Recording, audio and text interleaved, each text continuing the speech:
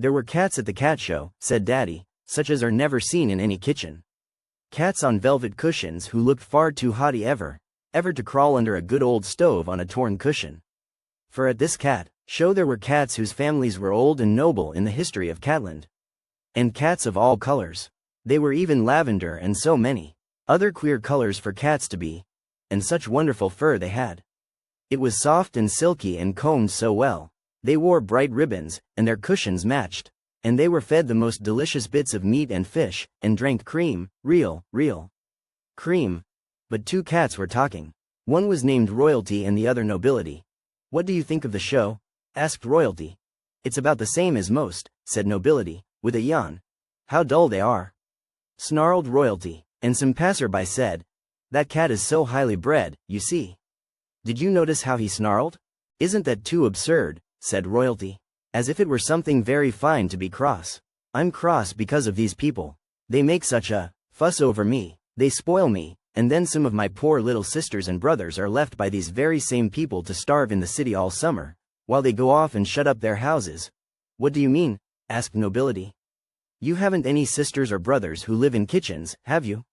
And Nobility's back rose in surprise. Indeed, I have, said Royalty, and I'm proud of it. Do you for one moment think that my family were born in Egypt or India, or Malta, or wherever they say the family came from? Do you know where my family came from?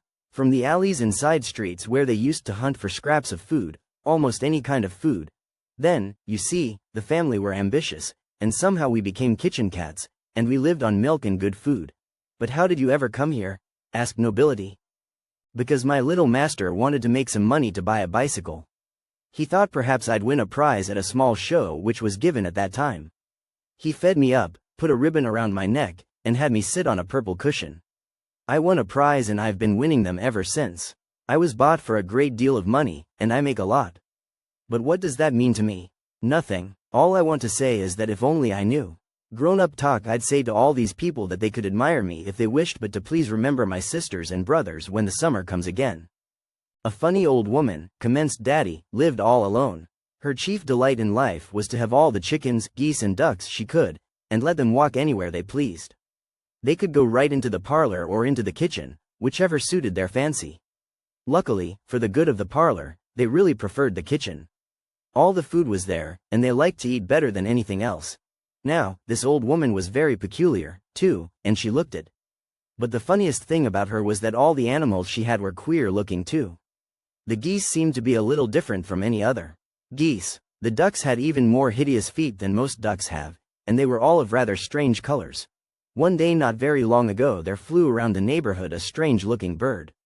He seemed to be quite alone. But soon, to everyone's surprise, they saw him playing with the strange-looking geese, ducks and chickens that belonged to the old woman. He never wanted to fly in the house, but they saw that she brought out water and crumbs to him.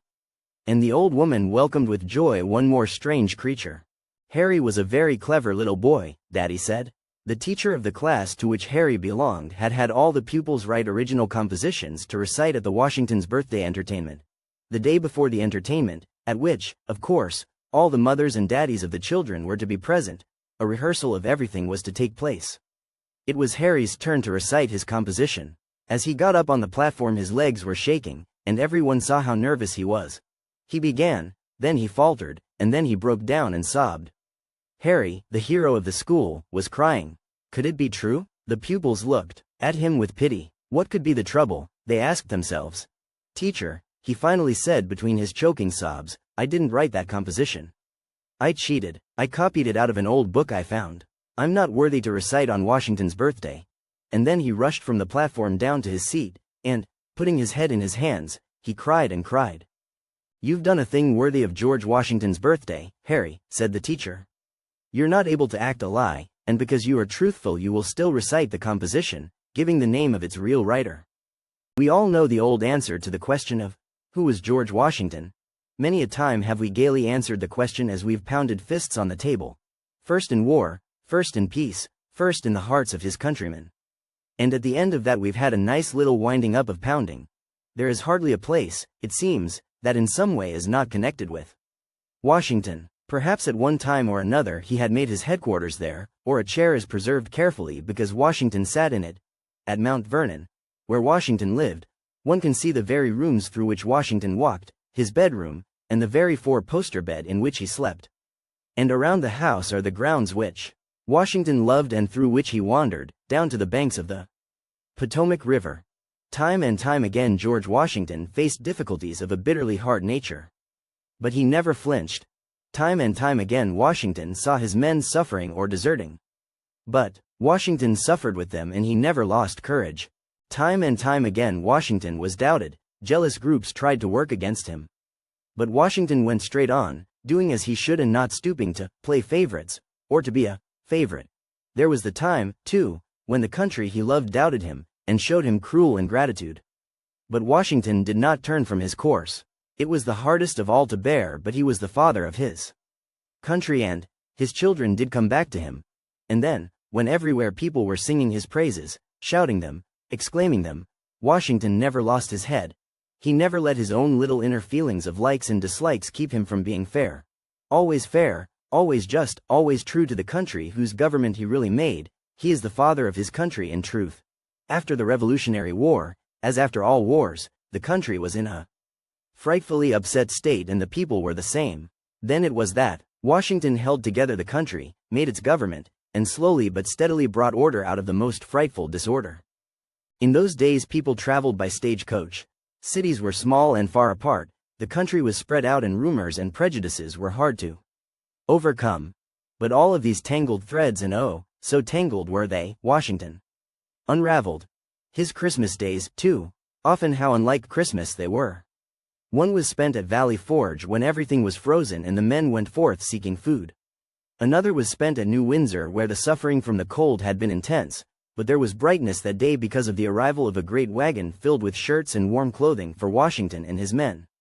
And yet another Christmas was that when the famous crossing of the Delaware River took place. Washington, whom historians all call very great, Washington, the father of his country. I am very superior, said the postage stamp. I travel all over the world. My family have always traveled. We don't stay in one place, of course sometimes we do, but more often we go away.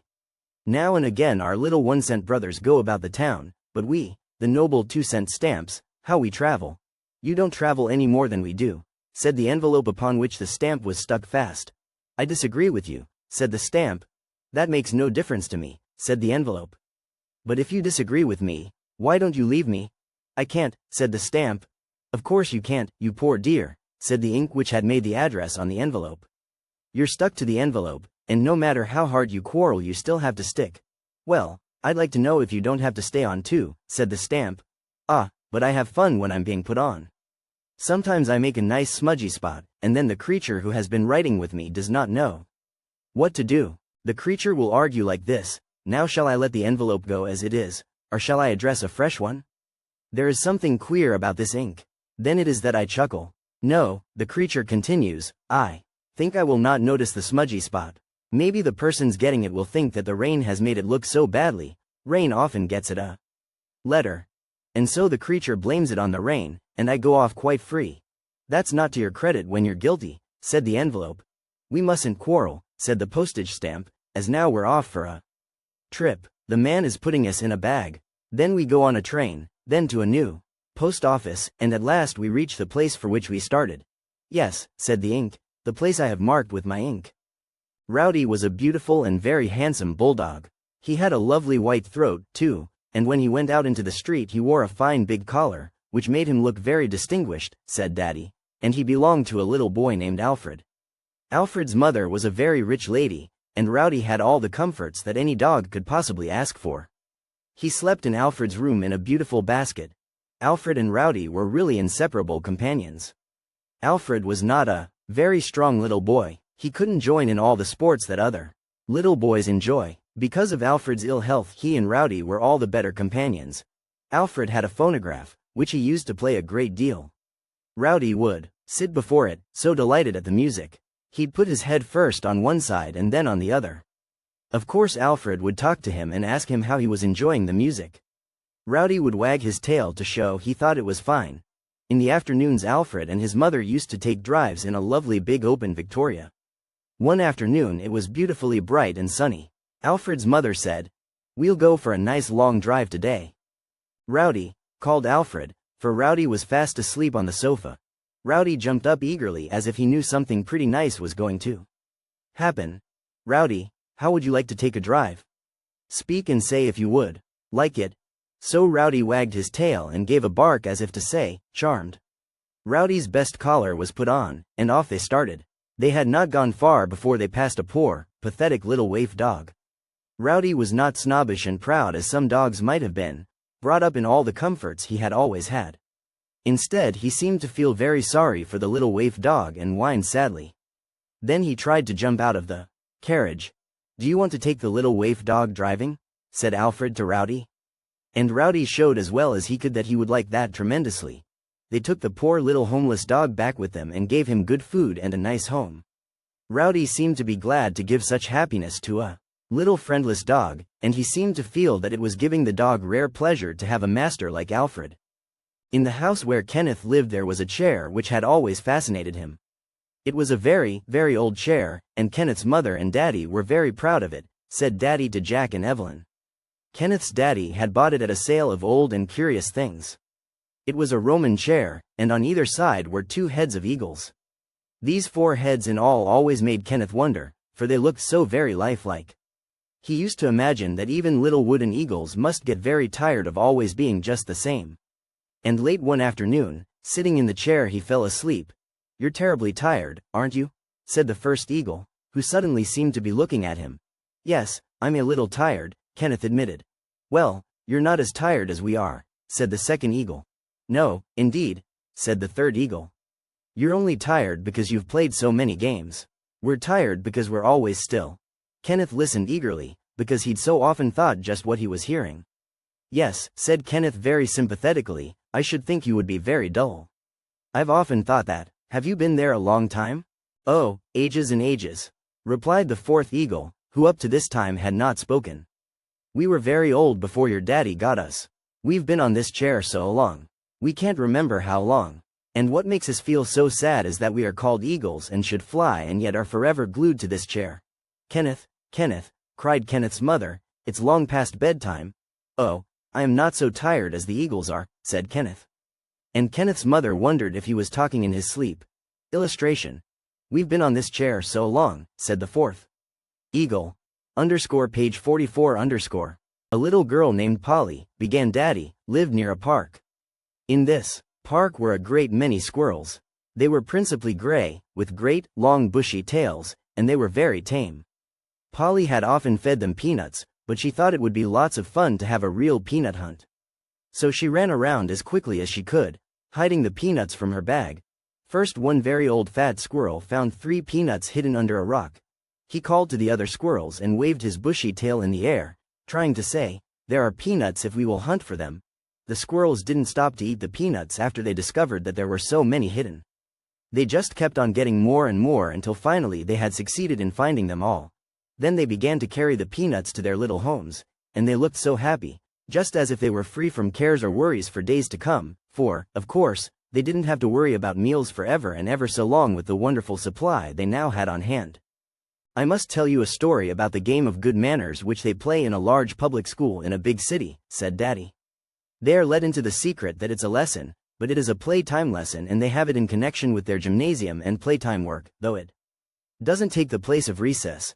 And they grow to understand their teachers better, who are teaching them the game of manners, and they get on so much better when both teachers and pupils understand each other and really like each other. For example, they hear a story of a little boy who didn't want to wash his hands or face and who became so dirty that he found himself without any companion except a pig. After they have heard such a story they all acted out, one taking the part of the dirty little boy, and the others of the people he met who wouldn't play with him or have anything to do with him, or invite him into their homes, or anything nice like that. And they take turns in having the story about a boy and about a girl. They hear a story of a very rude boy or girl and of how he grew up into a cross man or woman, and they hear of his adventures and what horrible times he had making others miserable as well as himself. Then they act out these stories in their classes where they have dramatics and different ones take the parts of the bad child or the unmannerly child or the unmannerly grown-up, and of all the people whom these met with in their adventures. And oh, what laughter there is when a boy makes a mistake in acting his part of the teacher and in being very unlike the teacher and more like himself, which of course is quite natural. Yes, the game of good manners is a great and successful game in this school where there are 3,600 boys and girls. There is nothing more dreadful to my mind, said Daddy, than a little boy who is mean to other children not so big and strong as he is. I once knew a little boy like that and will tell you about him this evening. The little boy's name was Julius. A family came to live one day in the house opposite where Julius lived. The house had been vacant for a long time, so Julius was delighted when he found he was to have neighbors. What was his disappointment, though, to find that the family opposite consisted only of a mother, Daddy and a little sick boy named Hugh. He was cross when he saw Hugh's little pale face at the window opposite. He would laugh at him until he saw the tears trickle down Hugh's face and he would turn away from the window.